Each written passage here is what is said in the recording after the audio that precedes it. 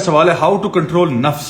بڑا ہی اچھا سوال ہے اور آئی تھنک ہمارے خاص طور پہ نوجوانوں کے لیے اور اوروں کے لیے بھی بڑا یوزفل بھی ہے, کیونکہ اللہ سبحانہ تعالیٰ نے قرآن مجید میں ارشاد فرمایا کہ فَأَمَّا مَنْ خَافَ مَقَامَ رَبِّهِ وَنَهَى النَّفْسَ عَنِ الْهَوَىٰ فَإِنَّ الْجَنَّةَ هِيَ الْمَأْوَىٰ. جو بھی اللہ تعالیٰ کے سامنے پیش ہونے سے ڈرتا رہا اور جس نے اپنے نفس کو قابو کیا اسی کے لیے جنت ہے.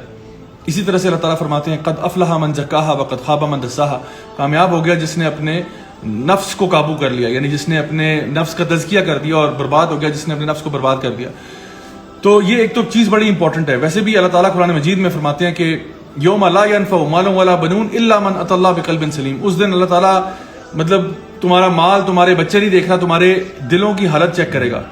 دیکھیے نفس کو کنٹرول کرنے کے لیے نا سب سے پہلے تو آپ کو یہ بات اچھی طرح سے سمجھنی چاہیے کہ میں جو بھی کام کر رہا ہوں اللہ مجھے دیکھ رہا ہے, اور جو بھی میں کام کروں گا اس کے کوئی کانسیکوینسز بھی ہیں. دو باتیں ہوگی, اللہ مجھے دیکھ رہا ہے اور ہر کام کرنے کے کوئی کانسیکوینسز ہیں. جیسا کروں گا ویسا بھروں گا.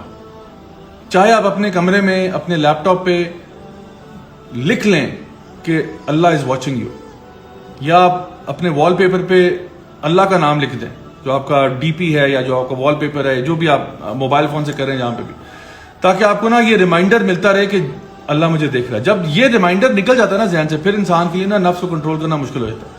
لیکن جب انسان کو پتا ہو کہ میں نے جانا اللہ کے پاس ہے, اور فَمَن يَعْمَلْ مِثْقَالَ ذَرَّةٍ خَيْرًا يَرَهُ وَمَن يَعْمَل مِثْقَالَ ذَرَّةٍ شَرًّا يَرَهُ, جو میں نے ذرا برابر خیر کیا ہوگا وہ بھی اس دن سامنے آ جائے گا, جو ذرا برابر شر کا ہوگا وہ بھی سامنے آ جائے گا. تو پھر انسان آٹومیٹکلی نا نفس پہ قابو پاتا ہے. کہ میں نے آپ کو شارٹ آنسر دیا ہے, ڈیٹیل میں ہمارے کچھ لیکچرز بھی اس ٹاپک پہ ہوئے ہیں جہاں پہ ہم نے بہت ڈیٹیل میں یہ بات سمجھائی ہے.